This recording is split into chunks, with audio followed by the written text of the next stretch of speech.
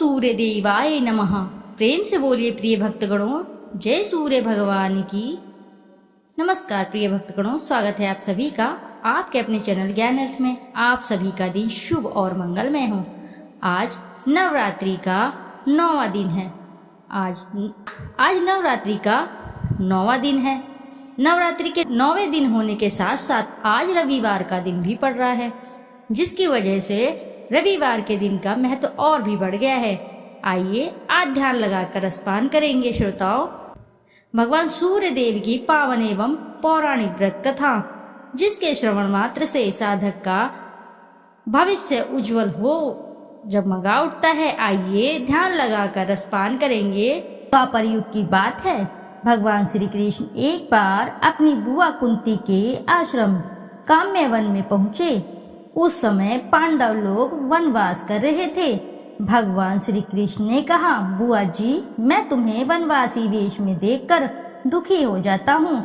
मुझे सदैव इस बात की चिंता लगी रहती है कि पता नहीं अब दुष्ट दुर्योधन का प्रहार तुम्हारे ऊपर हो जाए। अतएव इस विपत्ति से छुटकारा पाने के लिए तुम भगवान सूर्य नारायण की आराधना करो। भगवान सूर्य ही सब जीवों के नियंता और प्राण हैं। उनके तेज से ही जीवों का उद्धार होता है। भगवान श्री कृष्ण ने बतलाया कि एक बार शंकर जी से पार्वती जी ने कुछ पूछा था, उसे मैं तुमसे बतला रहा हूँ। शिव जी ने पार्वती जी से कहा, यदि तुम इस बात की जानकारी प्राप्त करना चाहती हो तो मथुरापुरी में जाओ। यहाँ सूर्यपुत्री यमुना जी की धारा प्रवाहित होती है। यमुना के तट पर ऋषि महर्षि मुनि आदि निरंतर तपस्यारत रहते हैं। भगवान रुद्र की आज्ञा से पार्वती जी कालिंदी यमुना के तट को चल पड़ी। कुछ ही दूर जाने पर उन्हें रास्ते में रोती बिलखती एक स्त्री दिखी। उसने बतलाया कि उसका नाम कुसुमवती है और उसका निवास कुसुमावर वन के बीच में है। संतानहीन होने के कारण उसके पति वसंत ने उसे त्याग दिया है और इस प्रकार वह निराश्रिता हो गई है। पार्वती जी उस स्त्री को साथ ले आगे चली कि उन्हें रोती हुई एक दूसरी स्त्री मिली। उसने बतलाया कि मेरा नाम गंगा है। मेरे पति महाराज शांतनु ने पुत्रों के जीवित न रहने के कारण मुझे अपमानित किया, जिससे मैं दुखी होकर घर चली आई हूँ।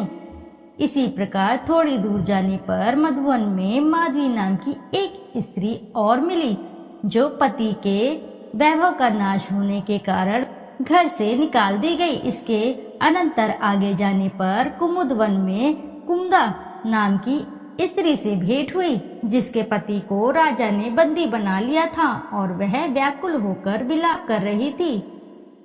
उन सभी स्त्रियों को साथ लेकर पार्वती जी यमुना तट पर जा पहुंची।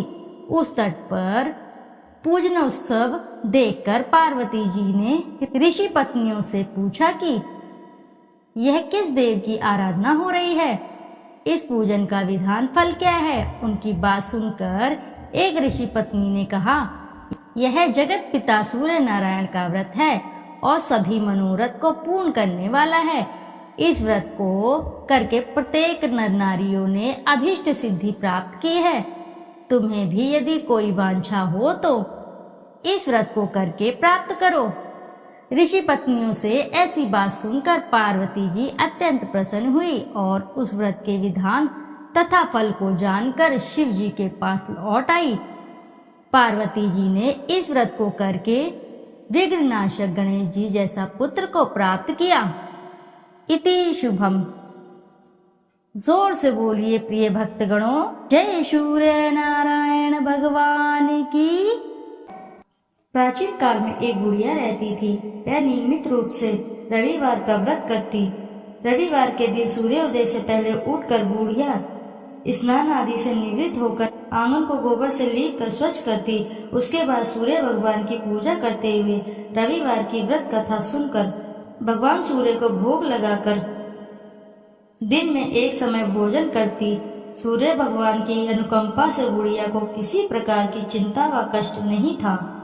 धीरे धीरे उसका घर धन धान्य से भरता रहा। उस बुढ़िया को सुखी देखते हुए उसकी पड़ोसन उससे बुरी तरह जलने लगी। बुढ़िया ने कोई गाय नहीं पाल रखी थी, अतः वह अपनी पड़ोसन के आंगन में बंधी गाय का गोबर लेकर आती। पड़ोसन ने कुछ सोचकर अपनी गाय को घर के भीतर बांध दिया। रविवार को गोबर न मिलने से बुढ़िया अपना आंगन नहीं लीप सकी। आंगन न लीप पाने के कारण उस बुढ़िया ने सूर्य भगवान को भोग नहीं लगाया और उस दिन उसने स्वयं भी भोजन नहीं किया।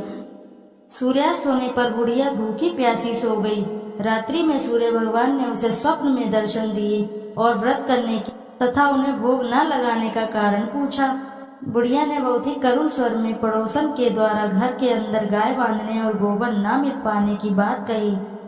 सूर्य भगवान ने अपनी अनन्य भक्त बुढ़िया की परेशानी का कारण जानकर उसके सब दुख दूर करते हुए कहा, हे माता, तुम प्रत्येक रविवार को मेरी पूजा और व्रत करती हो। मैं तुमसे अति प्रसन्न हूँ और मैं तुम्हें ऐसी गाय प्रदान करता हूँ जो तुम्हारे घर आंगन को धन्य धान्य से भर देगी, तुम्हारी सभी मनोकामनाएं पूरी करेगी। रविवार का व्रत करने वालों की मैं सभी इच्छाएं पूरी करता हूँ। मेरा व्रत करने व कथा सुनने से बांझ स्त्रियों को पुत्र की प्राप्ति होती है। स्वप्न में उस बुढ़िया को ऐसा वरदान देकर सूर्य भगवान अंतर्धान हो गए। प्रातःकाल सूर्य उदय से पूर्व उस बुढ़िया की आंख खुली तो वह अपने घर के आंगन में सुंदर गाय और बछड़े को देखकर हैरान हो गई। गाय को आंगन में बांधकर उसने जल्दी से उसे चारा लाकर खिलाया। पड़ोसन ने उस बुढ़िया के आंगन में बंधी सुंदर गाय और बछड़े को देखा तो वह उससे और अधिक जलने लगी। तभी गाय ने सोने का गोबर किया। गोबर को देखते ही पड़ोसन की आंखें फट गई। पड़ोसन ने उस बुढ़िया को आसपास न पाकर तुरंत उस गोबर को उठाया और अपने घर ले गई तथा अपनी गाय का गोबर वहां रख आई। सोने के गोबर से पड़ोसन ने कुछ ही दिनों में धनवान हो गई। गाय प्रतिदिन सूर्योदय से पूर्व सोने का गोबर किया करती थी और बुढ़िया के उठने के पहले पड़ोसन उस गोबर को उठाकर ले जाती थी। बहुत दिनों तक बुढ़िया को सोने का गोबर के बारे में कुछ पता ही नहीं चला। बुढ़िया पहले की तरह हर रविवार को भगवान सूर्य देव का व्रत करती रही और कथा सुनती रही, लेकिन सूर्य भगवान को जब पड़ोसन की चालाकी का पता चला तो उन्होंने तेज आंधी चलाई। आंधी का प्रकोप देखकर बुढ़िया ने गाय को घर के भीतर बांध दिया। सुबह उठकर बुढ़िया ने सोने का गोबर देखा, उसे बहुत आश्चर्य हुआ। उस दिन के बाद बुढ़िया गाय को घर के भीतर ही बांधने लगी। सोने के गोबर से बुढ़िया कुछ ही दिनों में बहुत धनी हो गई। उस बुढ़िया के धनी होने से पड़ोसन बुरी तरह जल भूनकर राख हो गई और उसने अपने पति को समझा बुझाकर उस नगर के राजा के पास भेज दिया। राजा को जब बुढ़िया के पास सोने के गोबर देने वाली गाय के बारे में पता चला तो उसने अपने सैनिक भेजकर बुढ़िया की गाय लाने का आदेश दिया। सैनिक उस बुढ़िया के घर पहुंचे। उस समय बुढ़िया सूर्य भगवान को भोग लगाकर स्वयं भोजन ग्रहण करने वाली थी। राजा के सैनिकों ने गाय और बछड़े को खोला और अपने साथ महल की ओर ले चले गए। बुढ़िया ने सैनिकों से गाय और बछड़े को न ले जाने की प्रार्थना की। बहुत रोई, बहुत चिल्लाई, लेकिन राजा के सैनिक नहीं माने। गाय व बछड़े के चले जाने से बुढ़िया को बहुत दुख हुआ। उस दिन उसने कुछ भी नहीं खाया और सारी रात सूर्य भगवान से गाय व बछड़े का लौटाने के लिए प्रार्थना करती रही। सुंदर गाय को देखकर राजा बहुत खुश हुआ। सुबह जब उस राजा ने सोने का गोबर देखा तो उसे आश्चर्य का ठिकाना न रहा। उधर सूर्य भगवान को उस भूखी प्यासी बुढ़िया को इस तरह प्रार्थना करते देख उस पर बहुत करुणा आई। उसी रात सूर्य भगवान ने राजा को स्वप्न में कहा, राजन, बुढ़िया की गाय व बछड़ा तुरंत लौटा दो, नहीं तो तुम पर विपत्तियों का पहाड़ टूट पड़ेगा, तुम्हारा महल नष्ट हो जाएगा। सूर्य भगवान के स्वप्न से बुरी तरह भयभीत राजा ने उठते ही गाय और बछड़े को तुरंत लौटा दिया। राजा ने बहुत सा धन देकर बुढ़िया से अपनी गलती की क्षमा मांगी। राजा ने पड़ोसन और उसके पति को उनकी इस दुष्टता के लिए दंड भी दिया। फिर राजा ने पूरे राज्य में घोषणा कराई कि सभी स्त्री पुरुष रविवार का व्रत किया करें। रविवार का व्रत करने से सभी लोगों के घर धन्य धान्य से भर गए। चारों ओर खुशहाली छा गई। सभी लोगों के शारीरिक कष्ट दूर हो गए। राज्य में सभी स्त्री पुरुष सुखी रहने लगे और सुखी जीवन यापन करने लगे। बोले सूर्य देव की जय। आइए अब करते हैं सूर्य चालीसा। दोहा। संत शरण पदम कंजयुत महीधारी, शीश नवाय सूरज चालीसा लिखो, मोकम हो सहाय। जयति जयति सूर्य भवाना, तब महिमा श्रुति वेद बखाना। सब सुख खानी भगति तब स्वामी, प्रणतारती उर अंतरयामी। अद्भुत ज्योति कला छवि भारी, तीन लोक से शोभा न्यारी। युग सहस्त्र योजन परवासा, अतुल तेज बल अतुल प्रकाशा। कुंडल ललित हार गल राजे, शोभा निरखी मदन मन लाजे। श्वेत पदम अरु चक्रही धारे, सकल जीव को तुम रखवारे। उदय भय त्रिभुवन तम भागे, तजी निद्रा सब जीव ही जागे। नित्य कर्म सब लोगन करी, निज निज धर्म कर्म अनुसरहि। कहीं वेद तव द्वादश नामा, अखिल लोक सब पूरन कामा। रवि आदित्य दीनेश दिवाकर, हरत सकल श्रम जीव चराचर। उद्यम सर्वस नाम है राजे, जेहि के तन अतुलित दुति छाजे। वेगवान वाहन तव नाथा, ब्रह्मन करे नित प्रभु के साथा। अदर अमर जीते नहीं कोई, सिंधु मथे उत्पत्ति भई सोही। तब सुत कर्म महाबलवाना, समर जितेउ अगणित भटनाना। ते ही सम नहीं जग में को दानी, जासो कीर्ति सब जगत बखानी।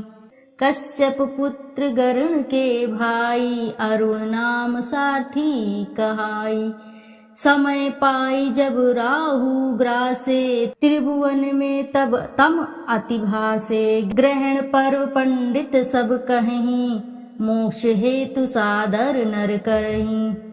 स्नान दान अरु व्रत अचारा, करहिं यत्न जेहि हो उदारा।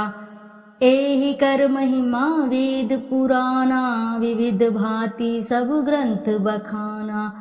उदय अस्त लो तुम्हरो राजा, करत सदा भक्तन को काजा। जो नर ध्यान तुम्हारो लावे, मन वांछित फल निश्चय पावे। धनी धनी महिमा तुमरो नाथा, नमत जीव सब धरी महिमा था। पढ़े सुने जो सूर्य चालीसा, वाको होत सकल अग खीसा। खग मृग जीव जंतु नर नागा, मेघ झरत कुसुमित वन बागा। वृक्ष लतादिक तब अधीना, जीमी जल पाई सुखी हो मीना। कुष्ठ ग्रस्त रह जो नर कोई, ध्यान धरे ताकर दुख खोई। लवण रहित व्रत रवि को करही, वाको दुख पावक माज रही। भूमि शयन प्रभु पद चित लावे, वर्ष एक एहि भांति बितावे। पाठ करे नित सूर्य पुराना, करी पूजा धरे उर ध्याना। व्रत पूरा करी होम करावे, दान देई अरुण विप्र जिमावे। हवन भस्म मर्दे सब अंगा, ताको दुख निश्चय हो भंगा। मधु अमीश रवि दिन कर पाना, रोगी सात जन्म परमाना। जन्म जन्म महा धन दुख पावे, रौख नरक अंत में आवे।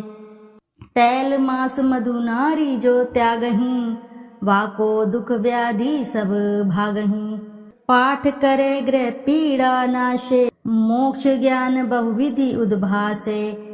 पूजन वंद्य करे जो कोई, पुत्रवती निश्चय सो होई। नेत्रहीन जो प्रभु चित लावहीं, दिव्य दृष्टि निश्चय सो पावहीं। विद्या धन बल जो नर चाहें, सो सब भांति सकल सुख लयहीं।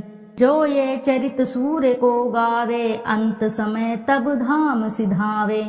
श्रद्धा भक्ति धारी ही ये पाठ करे मन लाए, सुख संपत्ति बहु भोग करी, सो तब धाम सिधाए। संत शरण को तनय हूँ, शिवदत्त मिश्र सुनाम। देवरिया मंडल बसूं, धाम मझौली ग्राम। सूर्य चालीसा रचेऊ, तुम्हारो है आधार। भाद्र मास की पूर्णिमा, करहूं कृपा दतार। प्रिय भक्तगणों, प्रेम से बोलिए जय सूर्य नारायण की। श्रोताओं, यदि आपको कथा अच्छी लगी है तो वीडियो जरूर लाइक करें, साथ ही चैनल को सब्सक्राइब करें और एक बार अपनी सच्ची श्रद्धा के साथ कमेंट बॉक्स में जरूर लिखें जय सूर्य भगवान की। फिर मिलते हैं आपसे ऐसी किसी नई कथा कहानी में। जब तक के लिए नमस्कार श्रोताओं।